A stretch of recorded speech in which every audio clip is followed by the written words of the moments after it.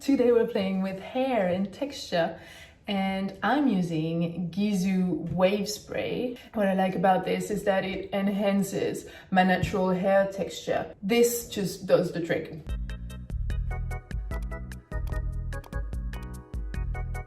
It's really easy to use. You just have to spray it evenly on dry hair, like so. And then I twist my hair just so it will create that wavy shape that we like. And then I put it in a bun. And now we wait.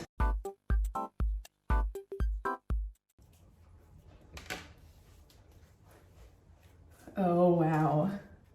Wow. All right, I'm just gonna spray a tiny bit more because it won't make your hair feel sticky or crunchy. And what I do as a finishing touch is kind of work the product. See what it does? I kind of really get in there to enhance the waviness. Et voilà!